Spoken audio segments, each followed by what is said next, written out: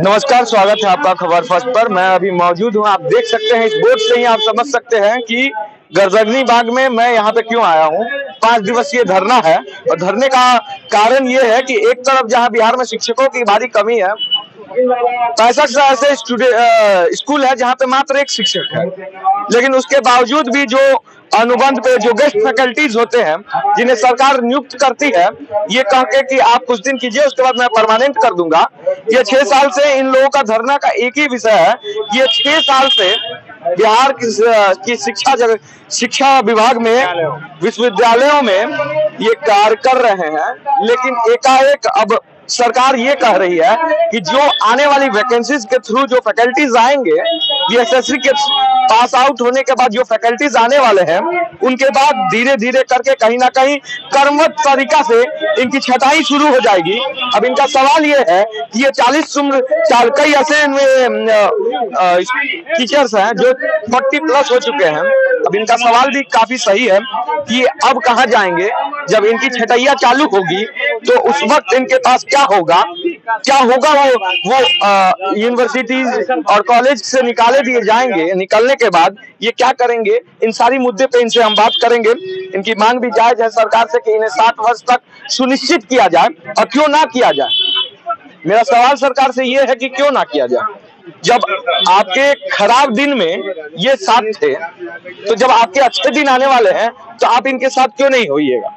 सबसे पहला सवाल कि आप लोग कब से गेस्ट फैकल्टीज के रूप में काम कर? 2018, 19, 17 से हम लोग जो है यहाँ पर। आप कब से? मैं 2019 से हूँ। आप 2019 से 2019 आप? मैं 2019 से हूँ। 2019। हाँ जी।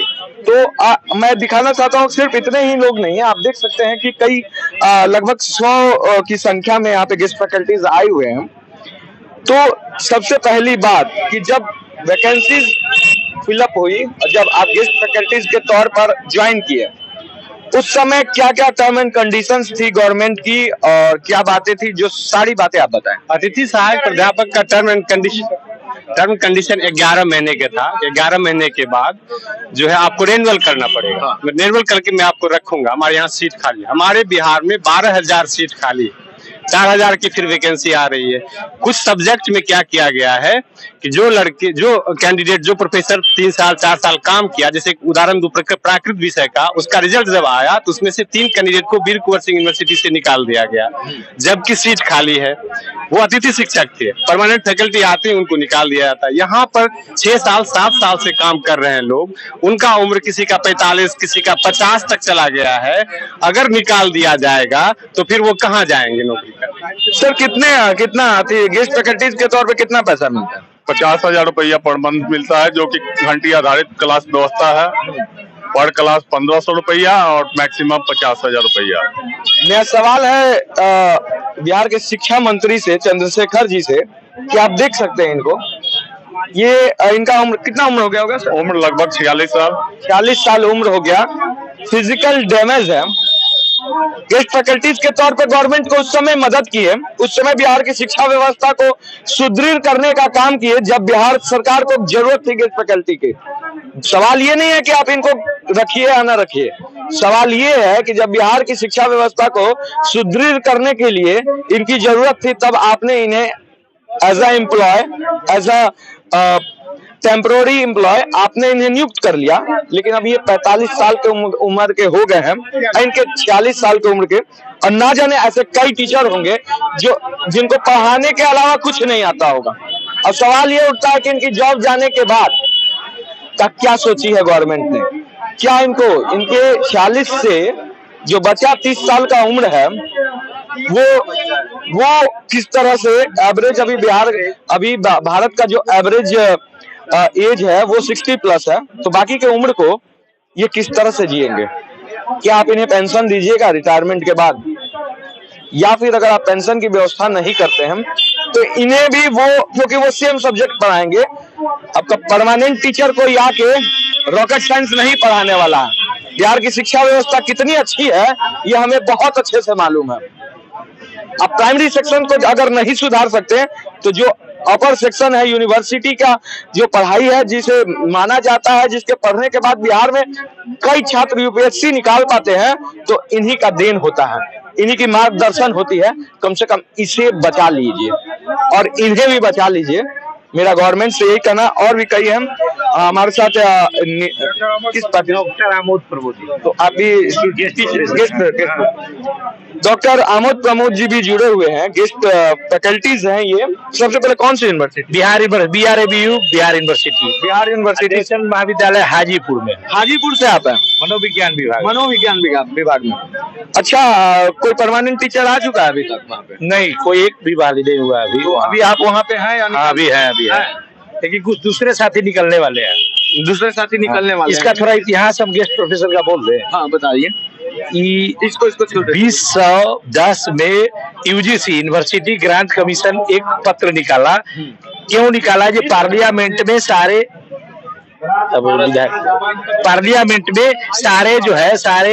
पार्लियामेंट में एमपी लोग कहने लगे बिहार में या हिंदुस्तान में टीचर नहीं है। यूजीसी निकाला 14 में, जो सारे इंडिया में प्रोफेसर, अतिथि सहायक प्राध्यापक को बहाल कीजिए। तो हम लोग को 14 में 15 से यहाँ कार्य कर रहा है लोग। 3 स्टेट में, बिहार हिंदुस्तान के 3 स्टेट में अतिथि सहायक प्राध्यापक को परमानेंट कर दिया गया।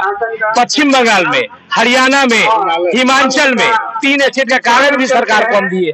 भारत सरकार हमको 25,000 रुपया दिया था, मैंने 25,000 लोग दिए थे, उसी के निर्देश से होता है। फिर 50,000 के लिए हमको लाठी खाना पड़ा। 6 साथी हम लोग जेल में गए थे, बगैर हम लोग को पीटने कुछ नहीं देते हैं, लेकिन वो लोग हम लोग पीट दे, लेकिन दे दे। ये तो धरना है। धरना के बाद हम लोग विधानसभा मार्च करेंगे, उसके बाद राजभवन मार्च करेंगे, उसके बाद जेल भरो अभियान होगा, उसके बाद अनशन, भूख आमरण अनशन होगा। जब बिहार के हित की बात आती है हम तो करेंगे, नहीं मिलेगी नौकरी तो नहीं आने देंगे। बहुत सीधी सी बात है।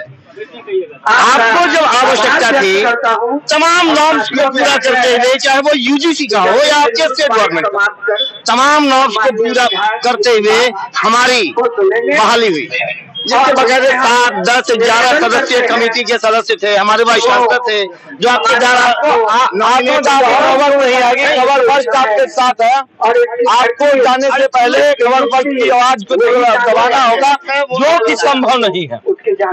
मैंने संभव नहीं है सर। मैंने साक्षात्कार के बगैर अपने डिग्री और अपने कैरियर में जो भी मैंने प्राप्त किया है उसकी बदौलत ये नौकरी ली है, पूरी ईमानदारी से। जो चीज ईमानदारी से कमाई जाती है उसको इतनी आसानी से आदमी नहीं आने देता है। नहीं एकदम आपको लिए मुझे जो भी भरना पड़े मैं करने और भरने नहीं आपको मिलेगा। आप हाँ बोलिए। आपको गेस्ट फैकल्टी के रूप में हम लोगों की सरकार में जो अभी राजद सरकार शामिल है उसके मैनिफेस्टो में ये शामिल था। हम लोग काफी समर्थन दिए थे। ओबली तेजस्वी यादव भी हम लोग के साथ आए थे और कहे थे गेस्ट फैकल्टी को हम परमानेंट कर देंगे।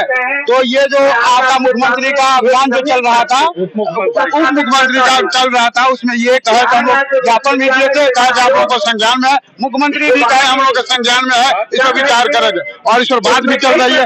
लेकिन ये कुछ नहीं हम लोग के बात में हो रहा है। और जो नया बहाली जो आ रहा है उसमें होगा कि आपका 11 महीने का टर्म एंड कंडीशन था और इसमें संशोधन की कोई बात। देखिए तेजस्वी जी, आप बिहार के युवाओं के आइकॉन हैं और आप बिहार के लिए बिहार में जब आप डिप्टी सीएम नहीं थे तो कई वादे भी किए थे।